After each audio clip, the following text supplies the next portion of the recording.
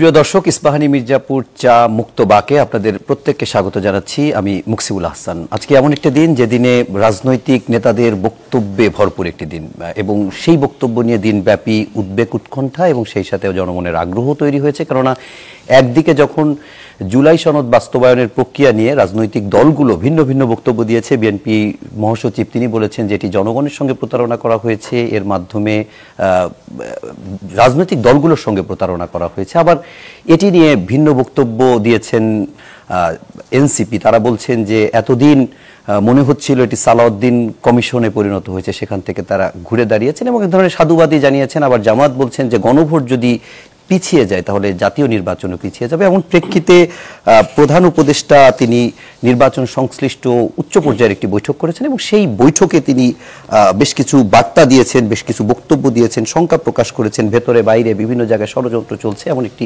কথাও তিনি বলেছেন। এমন প্রেক্ষিতে আজকে আমরা বিষয় নির্ধারণ করেছি নির্বাচন বানচালের ষড়যন্ত্র। এ বিষয়ে আলোচনা করার জন্য এবং এর সাথে সাথে আমরা জুলাই সনদ বাস্তবায়নের প্রক্রিয়া, গণভোট, 270 দিন ইত্যাদি নানা বিষয়ে কথা বলার চেষ্টা করব। আলোচনার জন্য স্টুডিওতে তিনজন অতিথিকে আমন্ত্রণ জানিয়েছি। শুরুতে পরিচিত হব তাদের সঙ্গে। আমার ঠিক ডানে রয়েছেন অ্যাডভোকেট আবু হেনা রাজ্জাকি, রাজনৈতিক বিশ্লেষক। এরপর রয়েছেন ডাক্তার জাহিদুর রহমান, শিক্ষক ও রাজনীতি বিশ্লেষক।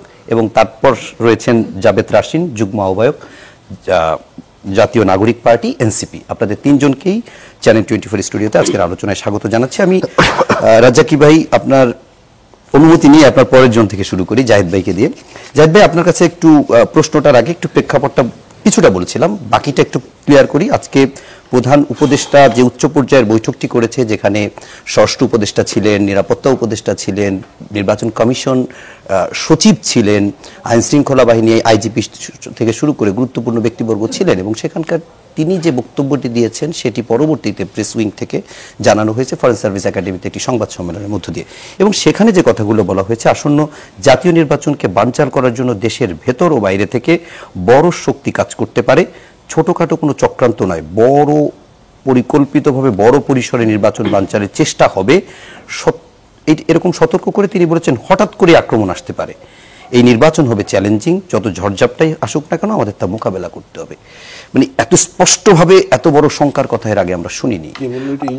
এটা ইউনূস সাহেব বলেছেন, প্রধান উপদেষ্টার বরাত দিয়ে কথা জানিয়েছেন প্রধান উপদেষ্টার প্রেস সচিব, এবং এটি প্রধান উপদেষ্টার বক্তব্য। তো এই বক্তব্যের একটু ব্যাখ্যা আপনার কাছে জানতে চাই যে কেন এরকম বললেন এবং স্পষ্টভাবে এরকম বক্তব্য কি শঙ্কা দেখছেন? ধন্যবাদ আপনাকে।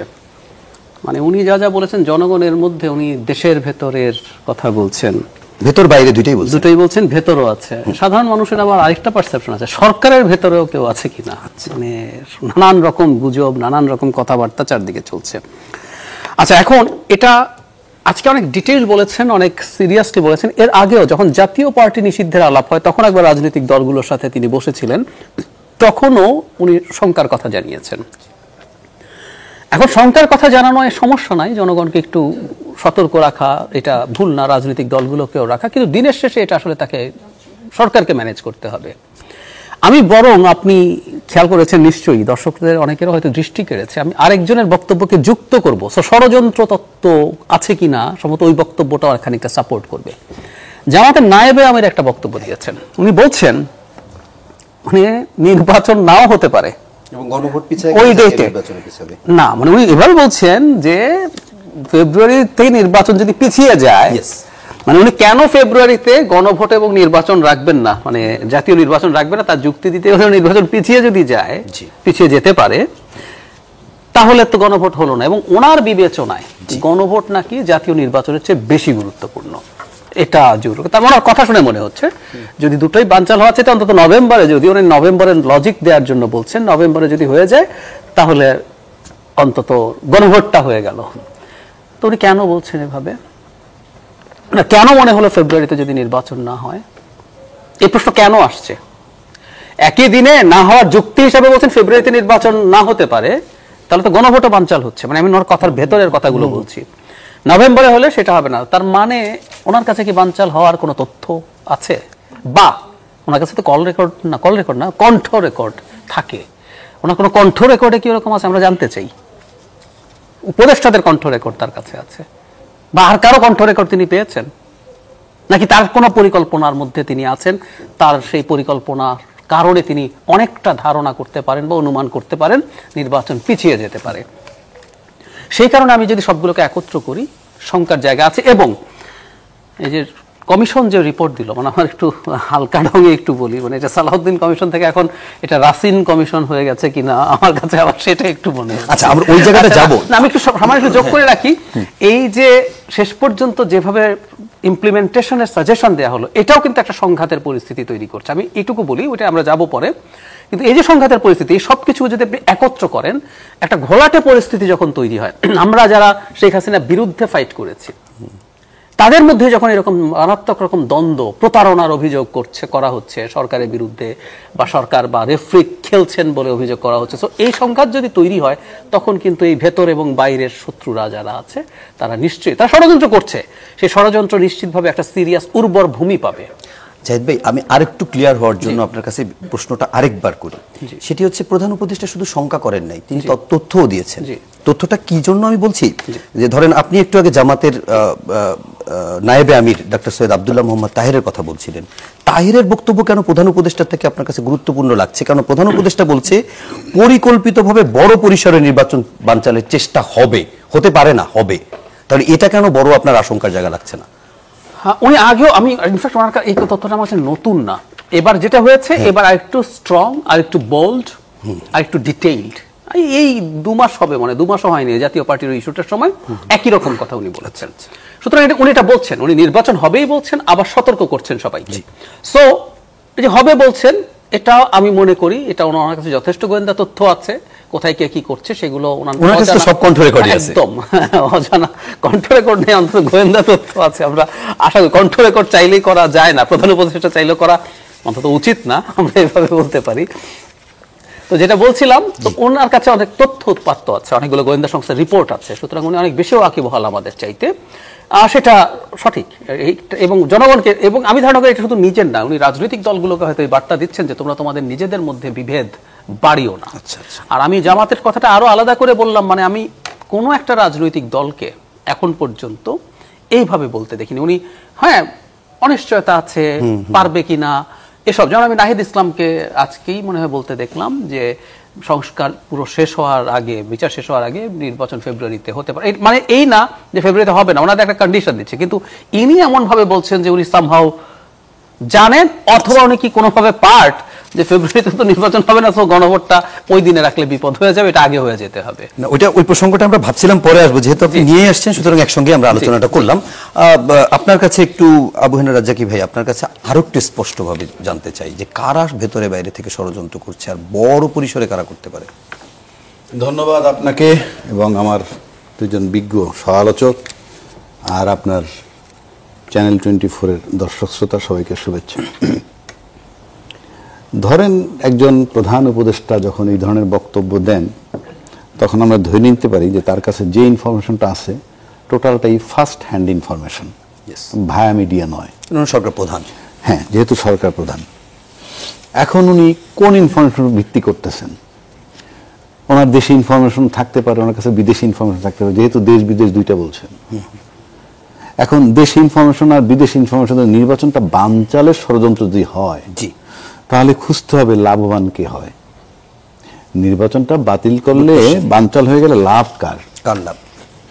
কারণ প্রত্যেকটা ব্যাপারে তো একটা ইকুয়েশন থাকে, বিনা কারণে নো স্মোক উইদাউট ফায়ার, বিনা কারণে তো কার্য হয় না। এখন আমরা যতটুকু বুঝি তাতে ইউনূস সাহেব ফেব্রুয়ারিতে নির্বাচন দিবেন ডিটারমাইন্ড, এবং খুব বড় আকারে চ্যালেঞ্জ করা হয়েছে, এবং একটা মানে ঐতিহাসিক নির্বাচন হবে, হাসি খুশির মধ্যে নির্বাচন হবে, প্রাণবন্ত গ্রহণযোগ্য নির্বাচন।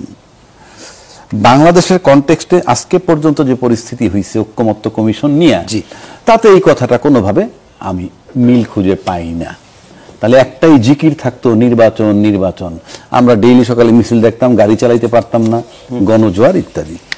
এখন উনি কেন বলছেন সেটা উনি জানেন। উনি একদিকে বলছেন এমন একটা নির্বাচন হবে, আর একদিকে চট করে যদি বানচালের কথা বলেন, সেখানে খুঁজতে হবে কার লাভ কার ক্ষতি। এইবার আসেন গণভোট নির্বাচনের, এটা একটু উত্তরটা দিয়ে যান, কার লাভ মিলাচ্ছি আমি। আচ্ছা, মিলাচ্ছি। গণভোট নির্বাচনের আগে চায় জামাত, ওকে। আবার ফেব্রুয়ারিতে নির্বাচন হোক বা না হোক গণভোট চাই, জামাত আবার একই দিনে নির্বাচনের সাথে গণভোট চায়, কেউ তো চায়, বিএনপি চায়। হ্যাঁ, যদি ওই জায়গায় আসে তাহলে বলতে হবে শুধুই গণভোট, নির্বাচন বাতিল হয়ে যায়। কারণ আমরা তো একটা চাই, দুইটা চাই না একই দিনে। আমরা ওই জামাতের ভাষায় বলতেছি, আমরা একটা চাই, দুইটা চাই না। তো যদি বলে দুইটা একসাথে হবে নো, তাহলে ইলেকশন বাদ। এটা একটা ধরনের বাদের কথা। এইবার আসেন, আজকের সম্ভবত শেখ হাসিনা রয়টারকে বলছে আওয়ামী লীগ যেহেতু নির্বাচন করতে পারবে না, কাজে তাদের যে ভোটাররা তারা নির্বাচন বয়কট করবে। এই যে বয়কট করবে মানে কি? তার ভোটাররা তো আমরা চিনি না, ভোটাররা আমরা চিনি, তার ভোটার কারা তাদেরকে আমরা চিনি না। তো বয়কট করবেন মানে কি? উনি জানান দিবেন যে নির্বাচন বয়কট করছি। নির্বাচন উনারা ভোট দিবেন না নির্বাচন বয়কট করবেন, নাকি নির্বাচন হইতে দেবেন না বয়কট করবেন? এই যে আমি বললাম লাভ কার? জি, ধরা যাক ফেব্রুয়ারিতে নির্বাচন হইল, ক্ষমতায় জাহিদ ভাই যাবে না রাজ্জাকি যাবে? কেউ না, একজন তো যাবো। হ্যাঁ ধরলাম বিএনপি, আওয়ামী লীগ, বিএনপি, জামাত। আমার ওইটা দরকার নাই তো, আমরা তো এক্সাম্পল দিচ্ছি, আপনি এখানে থাকেন, জি। হয় সে ক্ষমতায় যাবে না আমি নাহলে যাবো। আপনি যাবেন। আমি তো 5 বছর থাকবো নর্মাল করছে। আর আমাদের দেশের রাজনৈতিক দলগুলো, বড় দুটো দল, তারা ক্ষমতায় যাওয়ার পর প্রশাসনকে নিয়ে শক্তিশালী হয়, প্রশাসনকে নিয়ে। প্রশাসন ছাড়া কেউ শক্তিশালী না। তাইলে আওয়ামী লীগের কোটি কোটি ভোটার জিরো হয়ে বসে আছে কেন? একদম জিরো, তো কিছুই করতে পারতেছে না। নির্বাচনী তফসিল দিতে তারা মাঠে ঢুকবে আমার ধারণা। যেহেতু নির্বাচন হইলে পরে 5 বছর ক্ষমতায় থাকবে, এবং এই 5 বছর ক্ষমতায় থাকার পর এখন হয়তো অনেকেই অনেক মিষ্টি কথা বলতেছে, আমরা অংশগ্রহণমূলক নির্বাচন চাই, ইনক্লুসিভ নির্বাচন চাই। ক্ষমতা একবার যাইতে পারলে কিন্তু সে তখন বদলা নেওয়ার চিন্তা করতে পারে, যে না আর যাতে না আসতে পারে। এবং আর যাতে না আসতে পারে এই যে যদি চিন্তা করে, তাহলে পতিত সরকার চিন্তা করবে আমি তো 5 বছরের জন্য বঞ্চিত। 5 বছরের জন্য আমি বঞ্চিত হব কেন? যদি নির্বাচনটা বয়কট হয়ে যায় আর ইউনূস সাহেব চলে যায়, তাইলে কিন্তু থার্ড পার্টি উইল কাম, যে ফর্মেই আসুক। তাহলে একটা নির্বাচনের সম্ভাবনা থাকে, 2 বছর হোক, 1 বছর হোক পরে। কিন্তু নির্বাচিত সরকার আইসে পড়লে কিন্তু 5 বছর আমি প্রাথমিক ধরে নিব, গ্যাঞ্জাম হবে আমি ধরবো না। 5 বছর যদি থাকে, এই 5 বছরে তো ওই পতিত সরকার আসতে পারতেছে না। সিসি তো অনেকদিন আছে মিশরে, যে আসবে সে 2 বছরের মধ্যে নির্বাচন দিবে, এটা নাও হতে পারে। না না, সেটা মানলাম, কিন্তু আমি যদি নির্বাচিত সরকার ধরি, তার জন্য 5 বছর ম্যান্ডেটরি। আমি 5 বছর আগে ছাড়বো না। তো 5 বছর আগে না ছাড়তে দিলে ওরা 5 বছরের জন্য বঞ্চিত হয়। এই যে 5 বছর বঞ্চিত আমি যাবো কেন? নির্বাচনটা যদি বাতিল করা যায়, তাহলে তো জাহিদ ভাই যদি টেক ওভার করে, রাজ্যকে যদি টেক ওভার করে for 2 years, after 2 years there is every possibility. সুতরাং আপনাকে বিবেচনায় নিতে হবে, নির্বাচন না হইলে যার লাভ, যে লাভ মনে করে, সেটা তারা ষড়যন্ত্র করলে করতেও পারে। ওকে, আপনি এই প্রসঙ্গে একটু ছোট্ট করে আরেকটু বলে নেন। সেটা হচ্ছে আপনি বললেন যে নির্বাচনের তফসিল ঘোষণা করা হলে বা নির্বাচনের পথে যখন হাঁটবে তখন আওয়ামী লীগও মাঠে নামবে। মানে এরা কি বিএনপি, জামাত, এনসিপি এগুলো হয়ে নামবে না আওয়ামী লীগের ব্যানারে? এখন আমি আপনাকে বলি, এখন যদি মনে করেন যে আমাদের কিন্তু বাজারে একটা কথা আছে কথিত, সে কথিততে কিন্তু যারা নির্বাচনটা খুব জোরালোভাবে চায়, তারা কিন্তু মোটামুটি নিশ্চিত যে নির্বাচন হলে তারা পাশ করবে। আমি যদি জানি যে পরীক্ষা দিলে আমি পাশ করব, আমি তো এই পরীক্ষাটা চাইবো। আর যার সন্দেহ আছে যে আমি পরীক্ষা দিলে পাস নাও করতে পারি, সম্ভাবনা নাই, সে চিন্তা করবে এখন একটা তাদের ইম্প্যাক্ট আছে, প্রভাব আছে অনেক। এই যে প্রভাবটা আছে, ইফ যদি আমি ভাবি যে আমার এই প্রভাবটাই আমার রাজনীতি, তাহলে তো আমি ভাববো যে রাজনীতি না হইলেই ভালো, এই নির্বাচন না হলেই ভালো। সেক্ষেত্রে এই যে নির্বাচনটা বাতিল হলে যেহেতু আওয়ামী লীগেরও লাভ হবে, সেক্ষেত্রে তখন মিছিল যদি কেউ করে আমরা নির্বাচন চাই না অফিসিয়ালি, এই যারা বৈধ দল হিসেবে আছে তাদের সাথে তো তারা যোগ দিয়ে এটাকে বড় করতেও পারে, যে নির্বাচন বাতিল হোক। জাভেদ, আমি এই ষড়যন্ত্রের আলোকে এটা মিলাইলাম। ওকে, আমরা এটা আরো ক্লিয়ার হবো এরপরে। আবার আমরা একটু জাভেদ রাশিদ, আপনার কাছে অনেকগুলো বিষয়ে প্রশ্ন আছে, কিন্তু প্রথমেই একটু এই ষড়যন্ত্র তত্ত্ব নিয়ে জানতে চাই। আপনার কাছে বা আপনাদের দলও কি মনে করে যে নির্বাচন পেছাতে পারে, কিংবা নির্বাচনকে ঘিরে ষড়যন্ত্র চলছে?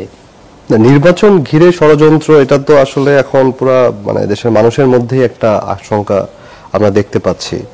আমরা যার সাথে কথা বলছি সে মানে প্রথমে দেখা হলে জিজ্ঞেস করছে যে ইলেকশন হবে কিনা, এরকম একটা প্রশ্ন যার সাথে দেখা হচ্ছে সবাই এটা ফেস করছে। হ্যাঁ, ফেস করছে। এর কিছু কারণও আছে। আজকে আমরা যেমন আপনি বললেন যে প্রধান উপদেষ্টার যে বক্তব্যটা আসছে, জি। বড় পরিসরে আক্রমণ হতে পারে। আবার এই বক্তব্য তো আমরা দেখলাম যে ডিসেম্বরের মধ্যেই নাকি প্রথম সপ্তাহেই এক্স্যাক্টলি এখন, অনেক জানিয়ে নির্বাচনে দেওয়া হবে। অনেক কিছু বলা হয়েছে, আইন অনেক কিছু শৃঙ্খলা বলা বাহিনী, হয়েছে, তারপরে হ্যাঁ। তফসিল হবে এখন ডিসেম্বরে। তাহলে এটার সাথে তো এটা আবার আমি মিলাতে পারছি না। সো যদি ডিসেম্বরের প্রথম সপ্তাহেই ইলেকশনের তারিখ ঘোষণা করে দেওয়া হয়, এটা কি তারপরে আক্রমণ হতে পারে নাকি আক্রমণ আগে হবে যার কারণে তারিখ ঘোষণা করা যাবে না এরকম? আর যদি ওনার কাছে গোয়েন্দা তথ্য থাকে সরকারের কাছে, তাহলে তো অ্যাকশন নেওয়া দরকার। যদি অ্যাকশন না নিয়ে আমি যদি বলি, আমি যদি জানি যে না এরকম একটা ঘটনা ঘটবে, তো সেটার জন্য তো আমার প্রতিকারমূলক ব্যবস্থা তো আমার নিতে হবে। সেটা কি সরকার নিতে পারবে কিনা? আর জুলাই সনদ নিয়ে যে অবস্থায় আসলে বাংলাদেশের রাজনীতি দাঁড়িয়েছে, বিশেষ করে আজকে যদি আমরা দেখি। আচ্ছা, তাহলে জুলাই সনদ নিয়ে আপনাকে একটু স্পষ্টভাবেই প্রশ্ন করি। আজকে আপনাদের একটা সংবাদ সম্মেলন ছিল, সেখানে আপনি ছিলেন, অন্যতম বক্তব্য দিয়েছেন, এবং তার আগে আমরা জাতীয় ঐকমত্য কমিশনে গত 6 মাসের যদি আলোচনা দেখি, তাহলে এনসিপির ভেতর থেকে সবচেয়ে যে মানুষটা বেশি ছিলেন তিনি আপনি। তো লিড করেছে, এজন্য বলছি এটা রাসিন কমিশন হয়ে গেছে, কারণ সব এনসিপির দাবি মানা হয়ে গেছে। এক্স্যাক্টলি এই যে আমি ঠিক মানে আমার মনে হয় প্রশ্নটা জাহিদ ভাই কিছুটা করেই দিচ্ছে। তার মানে এরপরে আমার একটা প্রশ্ন আছে। প্রথম প্রশ্ন হচ্ছে যে এখন কি আপনাদের এটা একটা বিজয় মনে হচ্ছে কিনা? যদি বিজয় মনে হয় তাহলে আপনারা কবে সনদে সই করবেন? না, বিজয়ের জিনিসটা না, জিনিসটা ব্যাপারটা হচ্ছে যে আমরা তো জুলাই সনদ বাস্তবায়ন দেখতে চেয়েছিলাম, এবং জুলাই সনদের একটা টেকসই আইনি ভিত্তি আমরা এটা দাবি করেছিলাম। সেই জায়গাটা থেকে কমিশন একটা প্রস্তাবনা, সরকার একটা না দুইটা প্রস্তাবনা দিয়েছে কিন্তু সরকারকে। তো সেই জায়গাটায় আমরা প্রথম প্রস্তাবনাটা নিয়ে আমরা বলেছি যে এটা জনগণের যে দাবির সাথে যায়, এবং জুলাই সনদ সেটা যে বাস্তবায়ন টেকসই প্রক্রিয়া সেটা অনেকটা এটা দিয়ে কভার করে। যদিও এটার ভিতরেও কিছু ভাষাগত ত্রুটি আমরা দেখেছি, আমরা সেটা নিয়েও আমরা সংবাদ সম্মেলনে জানিয়েছি। এটা তো সরকারকে তারা প্রস্তাবনা দিয়েছে, এখন সরকার এটার উপরে ব্যবস্থা নেবে। মানে সরকারের ব্যবস্থার পরে কি আপনারা সাইন জি জি, করবেন? সরকারের ব্যবস্থাটা দেখার পর আমরা তখন সিদ্ধান্ত নিব আমরা স্বাক্ষর করব কিনা। কারণ যেহেতু এখানে দুইটা প্রস্তাবনা আছে, একটা ব্যাপার, আবার প্রস্তাবনার মধ্যেও কিছু বিষয় রয়ে গিয়েছে, যেমন এটা বলা হচ্ছে যে এই জুলাই সনদ আদেশ যেটা স্বাক্ষর করবেন সরকার। আসলে সরকার বলতে কি বোঝানো হচ্ছে? আমরা যেমন সরকার প্রধান ডক্টর ইউনূসকে চাচ্ছি যে উনি আদেশটাতে স্বাক্ষর করবেন, আদেশটা জারি করবেন, সেই জায়গাটায় যেমন অ্যাম্বিগুইটি আছে। আবার এখানে একটা ক্লজে দেখলাম যে অ্যাম্বিগুইটি আছে যে একটা খসড়া বিল হবে, সেই বিলটা পরবর্তী যে সংসদ তারা 270 দিনের মধ্যে যদি না করতে পারে, তবে সেটা অটোমেটিকভাবে সংবিধানের অন্তর্গত হয়ে যাবে। আবার সেক্ষেত্রে আরেকটা প্রভিশন সেখানে যুক্ত করা হয়েছে যে এই বিল মানে এই পরবর্তী যে সংস্কার সভা তারা বিবেচনা করতে পারেন। তো বিবেচনার কথাটা আসলে কিভাবে মিন করা হয়েছে, তো এখানে আসলে ভাষাগত কিছু বিষয়াদি আছে যেগুলো আমরা আরো পর্যবেক্ষণ করছি। কিন্তু আমরা যে জিনিসটাকে আসলে সাধুবাদ জানাচ্ছি সেটা হচ্ছে যে কমিশন বাস্তবায়নের একটি পদ্ধতি বা একটা রূপরেখা সরকারকে দিয়েছে, এবং এই ক্ষেত্রে একটা অগ্রগতি হয়েছে বলে আমরা মনে করছি।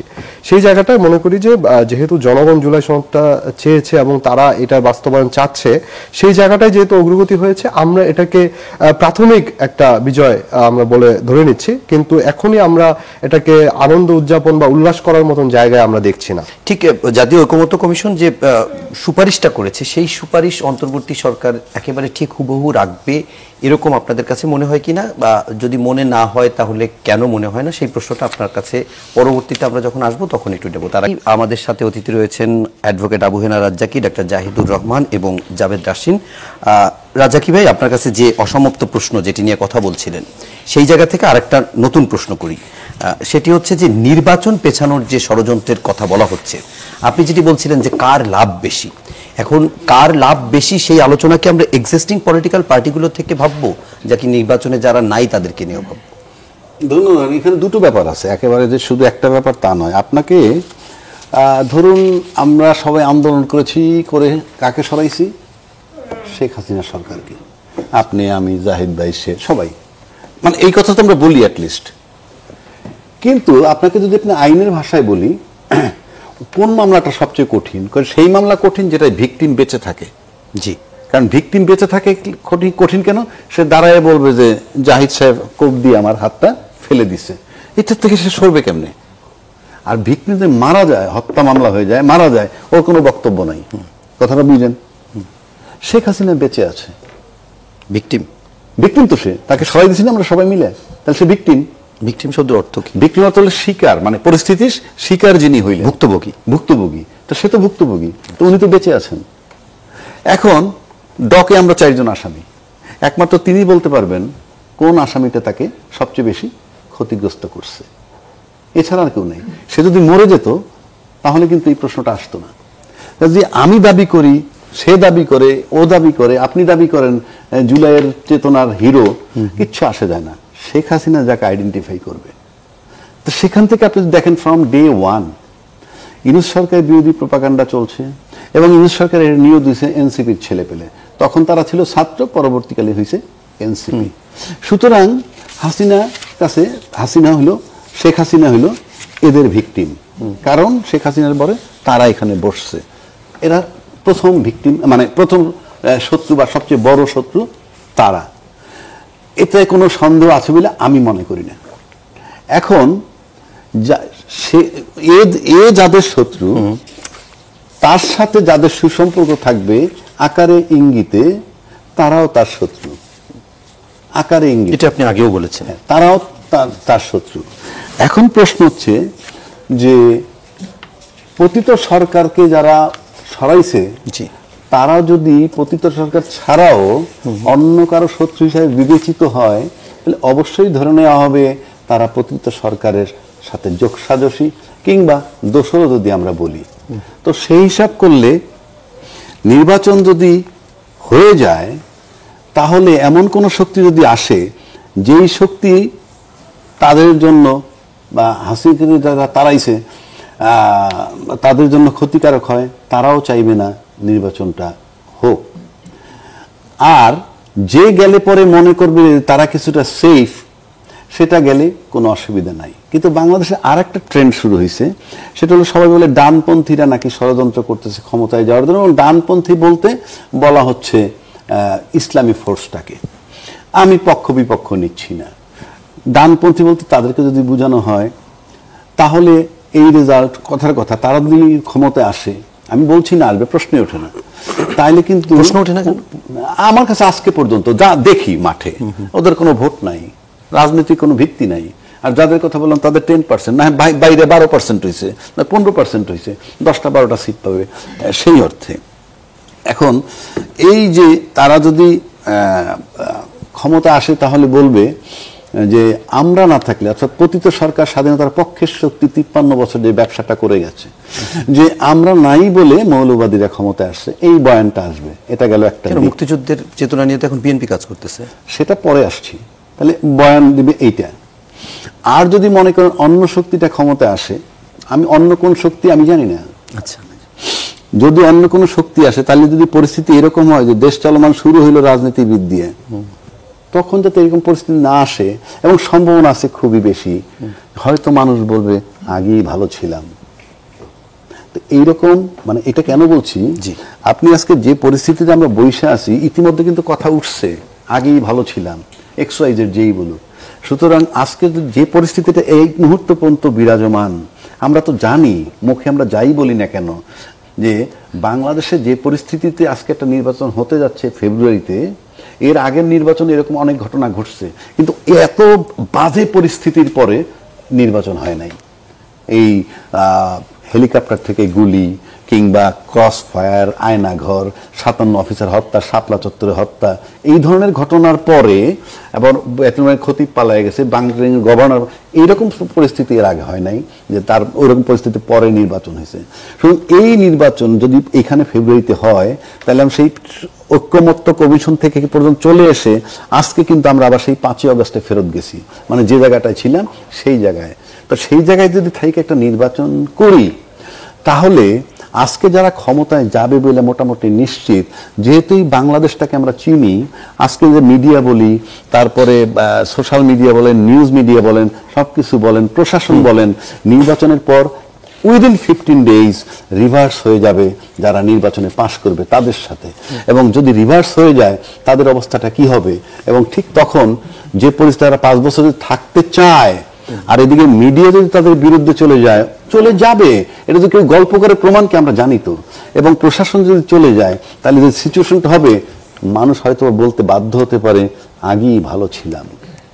ওকে, আমরা একটু জাহেদ ভাই আপনার কাছে এই ষড়যন্ত্র শেষ বিষয়টা, সেটা হচ্ছে যে আমরা এরকম শুনেছি আপনি একটু আরো ভালোভাবে ব্যাখ্যা করতে হয়তো পারবেন যে প্রধান উপদেষ্টা অধ্যাপক ডক্টর মোহাম্মদ ইউনূস তিনি বলেছেন ফেব্রুয়ারিতে নির্বাচন না হলে তিনি থাকবেন না। জি।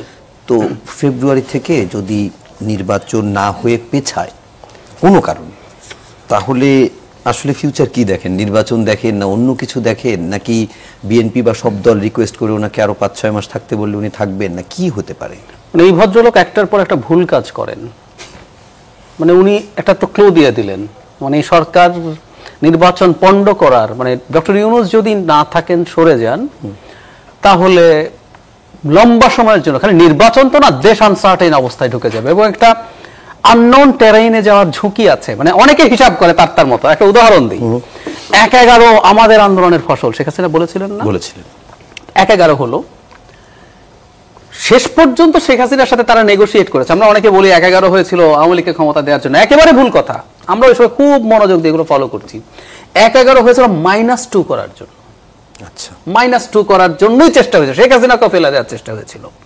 পরে যখন ফেল করলো, তারপর তারা হাসিনার সাথে নেগোশিয়েট করেছে। আমি কিন্তু এখানে প্রায় দেখি 1/11কে একটা মিস ইন্টারপ্রিট করা হয়। তো শেখ হাসিনার আন্দোলনের ফসল তাকে ধরে টান দিয়েছে। তো সুতরাং আমরা এমন একটা আননোন টেরাইনে যেতে চাই, এটা ঠিক না। ডক্টর ইউনূসের এই সরকার কি সব পরিস্থিতিতে প্রেক্ষাপটে দায়িত্ব দিয়েছে আমরা জানি, তারপরও যতটুকু পারফর্ম করার কথা ছিল করে নাই, ফুল স্টপ। আমি মনে করি আজকে ওই আলোচনায় ঢুকছি না। ওকে। কিন্তু উনি যদি সরে যান, বিশেষ করে ওনার এই যে সবার উপর একটা ছাতার মতো আছেন গ্লোবালি, এটা খুব জরুরি। আমাদের কিন্তু এখন নানান খেলোয়াড়রা খেলার চেষ্টা করবে, ভারতও মাঠে নামবে। ডক্টর ইউনূসের সব ব্যর্থতা আমি ক্ষমা করে দেই, উনি যদি 5 তারিখ দায়িত্ব না নিতেন, ভারত বাংলাদেশে কি পরিমাণ ঝামেলা করতো আমরা আসলে ধারণাও করতে পারি না। সো উনি এখন যখন বলে দিচ্ছেন, তার মানে কেউ যদি ফেব্রুয়ারি পর্যন্ত ঝামেলা বাঁধিয়ে দিতে পারে, বা ফেব্রুয়ারি তফসিলের পর পরিস্থিতি তৈরি করতে পারে, ডিসেম্বর জানুয়ারিতে যে ফেব্রুয়ারিতে নির্বাচন হবে না, উনি চলে যাবেন। এবং আমি জানি না এবার উনি আবার নাহিদ ইসলামকে ডেকেই বলবেন কিনা। ওনার তো আবার পদত্যাগের ইচ্ছে হলে উনি নাহিদ ইসলামকে শুধু ডাকেন, এখন হয়তো অন্য কোনো দলকেও ডাকতে আমি পারে। জানি না। মানে কি, কারণ ওইটা তো লন্ডন বৈঠকের আগে হয়েছিল। জাহিদ বেরিয়েও রাখতে পারে। যেটা বলছিলাম, জি, তার মানেটা হচ্ছে উনি এটা বলে কিন্তু একটা নতুন ঝুঁকি তৈরি করলেন। আর শুধু সেটা না, আমি একটা কোট করি, যেহেতু উনি অন রেকর্ড বলেছেন। আমার পাশে বসে গতকাল এবি পার্টির প্রেসিডেন্ট মুজিবুর রহমান মঞ্জু, উনি ভেতরে বলেছেন, এবার অন রেকর্ড বলে দিয়েছেন। সেটা হলো এই, উনি প্রকাশ্যে ডক্টর ইউনূসকে বলেছেন, আপনি পারছেন না, যদি না পারে থাকেন আপনি দায়িত্ব ছেড়ে দেন, এসে আপনার নেতৃত্বে আমরা সংস্কারের জন্য একটা দল তৈরি করে নির্বাচন করি, ওখানে আমরা অন্য কিছু করব, ওখানে অন্য কোনো সরকার আসবে। ওটা অনেক আগের আলোচনা মনে হয়। হ্যাঁ, আগের এটা অনেক আগে বলেছেন উনি, গতকাল আবার এটা অন রেকর্ড বলছেন। সেটাকে আপনি একটু ভাবনা জায়গা পাই। আমি কেন বলছি ব্যাপারগুলো, একটা পরিকল্পনার কথা শুনি। এবং হয় কি, আমরা তো খুব স্টেবল অবস্থায় নেই, নানান গুজব দেখবেন আপনি, নানান গুজব চারদিকে ছড়িয়ে বেড়ায়। এবং গুজব আবার ফেলে দেওয়া ঠিক না। মানে কে যেন কবে লিখেছিল, গুজবে কান দিন, মানে যা রটে কিছু বটে। এই অবস্থায় অন্তত আমাদের সতর্কতার জন্য গুজবের দিকে, নানান গুজব তো আছে, নানান রকম ভাবে নানান চেষ্টার কথা আছে। কেউ পছন্দ করছে না সরকার। একটু আগে আমি বললাম রাজনৈতিক দলগুলো আসলে কিভাবে ভাববে, কি করবে, বা ঐক্যমত্য কমিশন শেষ পর্যন্ত যেইভাবে তাদের প্রস্তাবনা দিলেন, এটা কিন্তু পরামর্শ, এটা এখনো নিশ্চিত না এটা সরকার কোন পন্থায় এটা করতে যায়। যদি দেখা যায় এমন কোন পন্থায় করতে যায় যেটা সংঘাত উস্কে দিচ্ছে, তো তাহলে আপনি যদি অনেক কিছু একত্র করেন, তাহলে মনে হবে যে অনেক খেলোয়াড় আমাদের মধ্য থেকেও নেমে গেছে কিনা। সেই কারণে বলছি, এবং এরপর যদি আপনি এটাকে ফেব্রুয়ারিটুকু ঠেকিয়ে দিতে পারেন, উনি যদি চলে যান, খুবই সম্ভাবনা আছে উনি চলে যাবেন। আমি অন্যান্য তার ক্লোজ অনেকের কাছে জানি উনি খুবই বিরক্ত আছেন, এবং উনি যদি থাকেন, এবং ওনার খুবই অন্যায় হবে এটা, কিন্তু উনি চলে যেতেই পারেন। সেটা যদি হয় তাহলে আমরা প্রবলেমে পড়বো, এবং এটা বলার মাধ্যমে উনি আসলে জানিয়ে দিলেন কি করতে হবে। এটা খুবই উনি চলে যাবেন মানে কি, সেটা যদি কোনো কারণে ফেব্রুয়ারিতে নির্বাচন না হয় সেক্ষেত্রে? আচ্ছা না, এটা একটু বলি, এটা কোত্থেকে এসছে। এই সময় পত্রিকার সাথে মির্জা ফখরুল ইসলাম আলমগীর একটা ইন্টারভিউ দিয়েছিলেন, সেটাই জামাতের নেগোসিয়েশনের ব্যাপারটা তিনি অস্বীকার করেছেন। কিন্তু ওর মধ্যে আরো অনেক কিছু ছিল, এর মধ্যে এটা ছিল যে ফেব্রুয়ারিতে নির্বাচন, ফেব্রুয়ারি, এটা উনি ওই যে জাতীয় পার্টি ওই সময় যখন ডেকেছে তখন, এবং অন্যান্য দলও শুনেছে, আমি আর দু একটা দল প্রতিনিধিদের সাথে ওনাদের সাথে একই কথা বলেছে, সম্ভবত মঞ্জু ভাই একই কথা বলেছেন, যে উনি এই কথাটা ক্লিয়ারলি বলেছেন। এই কথাটা বলা মানে আমি মনে করি খুব স্ট্র্যাটেজিক ভুল হয়েছে, এটা আমাদের পরিস্থিতি ঘোলাটে করতে পারে। জাহিদ ভাই, আপনি যেহেতু মির্জা ফখরুলের একটা প্রসঙ্গ আনলেন, অন্য একটা প্রসঙ্গ যেটা আমি ভূমিকায় বলছিলাম, যে মির্জা ফখরুল ইসলাম আলমগীরকে আমরা খুবই সোবার একজন রাজনীতিবিদ হিসেবেই চিনি। উনি কথাও মেপে বলেন, ওনার পরিচালিত রাজনীতিরও যথেষ্ট প্রশংসা আছে, কিন্তু উনি ঐকমত্য কমিশনের এই সবশেষ সিদ্ধান্তকে বলেছেন জনগণের সঙ্গে প্রতারণা, রাজনৈতিক দলগুলোর সাথে প্রতারণা। এটা কি শুধুমাত্র নোট অফ ডিসেন্টের কারণে, বাদ দিয়ে দেওয়ার কারণে, অন্য কারণ থাকতে পারে? মানে কিছু মেজর পরিবর্তন তো আছে। আমি রাসিন বেটার বলতে পারবে, রাসিন পুরো প্রসেসে ছিল এবং সে আমি ওই কপিটা তো নিশ্চয়ই আপনারা পেয়েছেন, ওই যেটা আপনারা জাননি যে এটা স্বাক্ষরিত হয়েছিল। মানে জনাব সালাউদ্দিন আহমেদ, তারপরে আরও অনেকেই যেটা বলছেন যে আমি ওই কপিটা পুরো ডিটেলটা দেখিনি, সেখানে নোট অফ ডিসেন্ট সহ থাকার কথা শুধু তা না, ওখানে নাকি লেখা ছিল নির্বাচনে ইশতেহারের তারা সংস্কার দিলে যে দল জিতবে তার নোট অফ ডিসেন্ট সংস্কারের ক্ষেত্রে সে বিবেচনায় নিতে পারবে, এরকম কথা ছিল। এটা যেটা স্বাক্ষরিত হয়েছে সনদ। আচ্ছা, এটা একটু এটা এই কথাটা ঠিক না। আমি একটু যদি একটা কথা আলোচনা আপনি আপনার যতটুকু যুক্ত করেন তারপরে পরে প্রশ্নে যাব। হ্যাঁ ঠিক আছে। প্রথমে আমি একটু আচ্ছা, আপনি একটু বলে নেন যে জাহিদ ভাই শেষ করুন, এইটা একটু শেষ করেন, এটা নিয়ে কোনটাই যে পুরোটাই বলো পরে। আচ্ছা, পরে আপনি তাহলে জাহিদ ভাই একটু নোট নিয়ে নেন। হ্যাঁ ঠিক আছে। আমি একটু আবু হেনা ভাইয়ের কথা সূত্র ধরে যদি বলি, উনি বললেন যে আমাদের কোনো জনভিত্তি নাই, আমরা আসলে লোকজনের কোনো সমর্থন নাই। কিন্তু আমরা বাজারে দেখতে পাচ্ছি বিএনপি, জামাত, তারা এত বড় বড় দল, তারা সবাই আমাদেরকে চাচ্ছে। আমি ওই বড়দের সাথে তুলনা করে তোমাকে বলছি, আপনাকে বলছি, নট দ্যাট যে আপনি কিছুই নেই সেটা বলি নেই। আমি ট্রেডিশনাল রাজনৈতিক দলগুলোর সাথে আজকে পর্যন্ত দেখি, সেটাই বললাম। আর মানে রাজ্জাকি ভাই বললেই যে আপনাদের মানে ভোট হয়ে যাবে, একটু বললাম আর কি। হ্যাঁ আচ্ছা, আমি সামনে থাকায় বললাম কেন, ঠিক আছে, নিন্দা হবে। হ্যাঁ আচ্ছা, আমি একটু পিছনে ফিরে যেতে চাই। বেশ কয়েক মাস আগে বিএনপি মহাসচিব ফখরুল ইসলাম আলমগীর উনি বলেছিলেন যে যারা বেশি হতাশাগ্রস্ত, হতাশা করে তারাই হতাশ হয়ে যায় বা তারাই হতাশাগ্রস্ত, হতাশার কথা বলে। আজকে দেখলাম যে সালাউদ্দিন ভাই বলছেন তিনি জুলাই সনদের বাস্তবায়ন নিয়ে হতাশ। তার মানে আসলে হতাশা কারা? এবং আমরা এই যে নির্বাচন বানচালের কথা শুনছি, এই জুলাই সনদ এটা বাস্তবায়ন না হলে বা এটাকে না করার মাধ্যমে আমরা তো মনে করছি যে বিএনপি এখন নির্বাচনটা পেছাতে চাইছে। কেন? তারা যখন দেখছে যে এই জুলাই সনদ যদি বাস্তবায়িত হয়ে যায়, তারা যেভাবে রাষ্ট্র কাঠামোটা চিন্তা করছে, যেভাবে তারা ক্ষমতাকে ঠিক আগের মতন করে এককভাবে একটা দল হিসেবে যারা একতান্ত্রিকভাবে বাংলাদেশকে শাসন করবে, এই ধরনের মানসিকতা পোষণ করছে, সেই জায়গাটায় যখন দেখছে না এই জায়গাটায় তো বাধা চলে আসছে, একটা ব্যারিয়ার এসে পড়েছে, সেই জায়গাটায় তখন তারা মনে করছে যে না, এটা আরেকটু পিছায়ে তারা এটাকে মেকানিজম করা যায় কিনা, ওদিকে নিয়ে যাওয়ার পথে হাঁটতে পারে।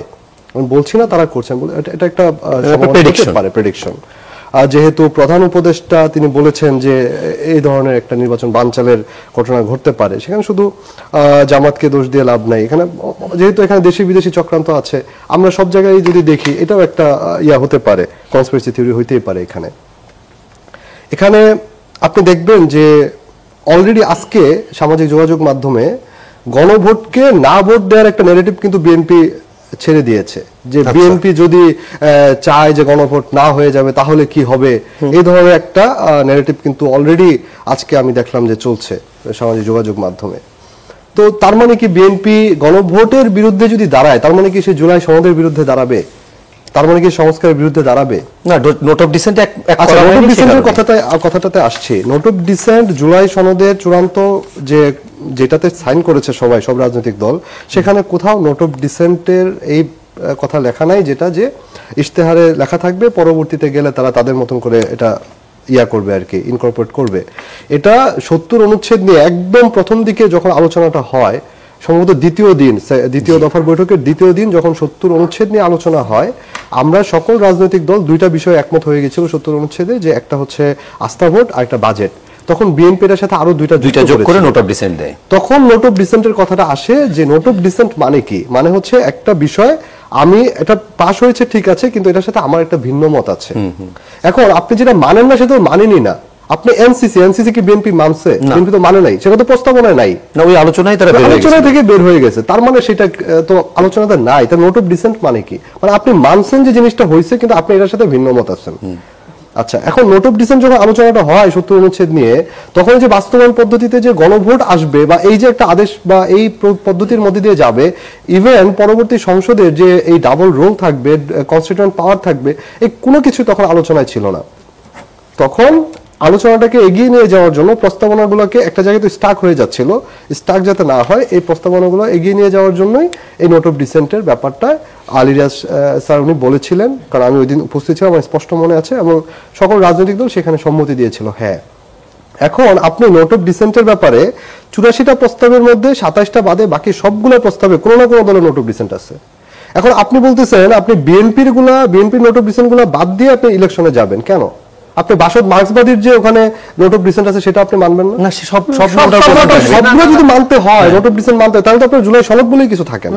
না, আমি এটা একটু বলতে চাই, এক মিনিট। আচ্ছা বলুন। ব্যাপারটা যদি এভাবে হয়, সনদ যেভাবে স্বাক্ষরিত হয়েছে সেভাবে গণভোটে যাবে, এটা হাঁ হলো, এবং প্রত্যেকটা দল তার ইশতেহারে এটা যুক্ত করবে। এনসিপির মানে একটা নোট অফ ডিসেন্ট আছে নারী সিট নিয়ে 5% তারা ডিসাইড 15% বলেছে, এই একটা নোট অফ ডিসেন্ট। এনসিপি তার নির্বাচনী ইশতেহারে এটা দেবে যে এটা হচ্ছে আমার সংস্কার package with this note of dissent. ফলে এনসিপি যদি ক্ষমতায় যায়, এনসিপি ওটা বাদ দিয়ে বাকিগুলো করবে, অথবা সে চেষ্টা করবে সাথে ওটাকে 15% করা যায় কিনা, কথার কথা বলছি, অন্তত বাদ দিয়ে সে বাকিগুলো করে ফেলবে। সুতরাং যে ক্ষমতায় যাবে শেষে তার নোট অফ ডিসেন্ট নিয়ে, আমি একটা ছোট্ট তথ্য বলি, এটা খুবই ইন্টারেস্টিং। চাচাম হাউসের সাথে যে ইন্টারভিউ হয়েছিল ডক্টর ইউনূসের, ওনার ভোটে টাকা নিয়ে ভোট দেয় একটা নিয়ে খুব তোলপাড় হলো। ওটার প্রশ্নটা কি ছিল আমরা অনেকে খেয়াল করিনি। ওই উত্তরের প্রশ্নটা ছিল, ওই উপস্থাপক তাকে জিজ্ঞেস করছেন যে আপনারা যে দলগুলোর সাথে বসে বসে ঠিক করে ফেলছেন সব, জনগণের এজেন্সি কোথায়? তার চাইতে কি এটা হতে পারতো না প্রত্যেকটা দল তার নিজস্ব সংস্কার পরিকল্পনা নিয়ে তারা এটাকে তাদের ম্যানিফেস্টোতে নিয়ে নির্বাচন করবে, জনগণ যাকে নির্বাচিত করবে সেটাই জনগণ চেয়েছে বলে ধরে নেওয়া হবে এবং সেটা পরে ইমপ্লিমেন্টেড হবে। সেটার জবাব উনি বলেছিলেন, কারণ উনি ভোটকে বিশ্বাস করেন না, বলেছিলেন জনগণ টাকা নিয়ে ভোট দেয়। এটা ছিল সেই প্রশ্নের উত্তর। সো এই আলাপটা তো আছে যে আপনি আপনার পুরো সংস্কার প্যাকেজ নিয়েই জনগণের কাছে যেতে পারেন। আচ্ছা জাহিদ ভাই, আপনি সেটা নিয়ে তো আমরা যাচ্ছি, পুরো প্যাকেজ নিয়ে তো এখন জনগণের আপনার কাছে এবং জাহিদ ভাই দুজনের কাছেই জানতে চাই যে ধরেন আমরা এখানে 5 জনে একটা ব্যাপারে সিদ্ধান্ত নিলাম কি যে আমাদের যে নির্দিষ্ট সময় তার থেকে আমরা 30 সেকেন্ড আজকে বেশি আলোচনা করব।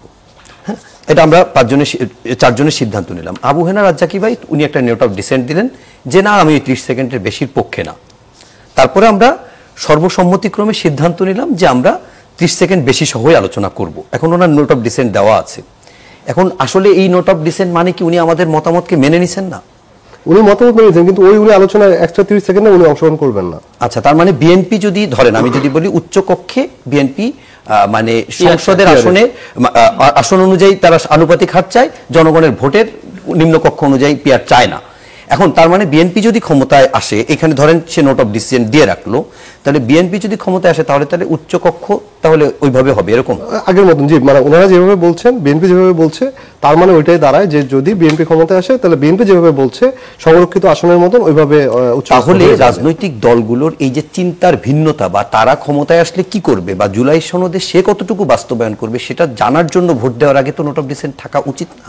না, এখানে দেখেন, এখানে বিষয়টা হচ্ছে আমরা তো সংস্কারের বিষয়ে ভুল আলোচনা হচ্ছে। হ্যাঁ, ভুল আলোচনা হচ্ছে। আমি সেই জায়গাটা গণভোট যেটা আমি বলি, গণভোটে যেটা যাবে হাবা না, এখানে ডিসেন্ট ফিসেন্ট কিচ্ছু থাকবে না, সিম্পল। আমরা থাকবে না। হ্যাঁ, এটা শিওর, এটা শিওর। জি, সেখানে লিখছে এই যে জুলাই বাস্তবায়ন ব্র্যাকেটে আছে সংবিধান সংস্কার আদেশ 2025। হ্যাঁ, যার এর ভিতরে আপনি যেহেতু নোট অফ ডিসেন্ট আছে সে কারণেই তো ঐক্যমত্য হয় নাই। সুতরাং আমরা গণভোটে ওটা যাবে না, গণভোটে যাবে টোটাল যেটা লিখছে এইটা, এটা হ্যাঁ এবং না, এর বাইরে কিছু নাই। গণভোটে কিন্তু ওই নোট অফ ডিসেন্টেশন থাকছে না। এটা দিয়েই তো বিএনপির মানে আপত্তি, সে কারণে আপনি ঐক্যমত্য হন। সেখানে তো আজকে বিএনপি বলছে তাদের সাথে প্রতারণা করা হইতেছে, তার অ্যাঙ্গেলে সে ঠিক বলছে, কিন্তু গণভোট বলতে যেটা ডিসিশন সেটা হলো এইটা। ডিসিশনটা আমরা জানি, এখন এই ডিসিশনটা নোট অফ ডিসেন্ট ছাড়া যেটা হয়েছে সেটা ঠিক মানে এটা মানে বেশি গ্রহণযোগ্য নাকি নোট অফ ডিসেন্ট সহ থাকলে বেশি ভালো হতো, এটা নিয়ে আলোচনা। গণভোটে জি না, গণভোটে আপনি এভাবে পারবেন না। আপনি দেখেন 80-85টা বিষয় আছে, এইটা হ্যাঁ, এইটা না, এইটা আমরা 5 জনের হ্যাঁ, ওইটা 5 জনের না, এই আপনি ভোট হয় না। এটা ভোট দিতে পারবেন না, টোটালটা এটা হয় না। আর ওটা হয় কেমন উন্নত বিশ্বেও হয়, হঠাৎ করে সরকার সিদ্ধান্ত নিছে একটা জিনিস ইম্পোজ করবে, এটার জন্য হয়তো গণভোটে পাঠিয়ে দেয়। পুরো প্যাকেজ নোট অফ ডিসেন্ট সহ দেয়া যায়, এখন দেবেন কিনা ডিফারেন্ট ডিবেট। না আমি বলি একটু বলি পুরো প্যাকেজ আপনি নোট অফ ডিসেন্ট সহ পাস করতে পারে। না কারা দেবে, তখন না দেবে যারা সংস্কারকেই ডিনাউন্স করে। হাসিনা দিবে, হাসিনার লোকজন দেবে, আর বাকি সবাই নোট অফ ডিসেন্ট সহ দেবে।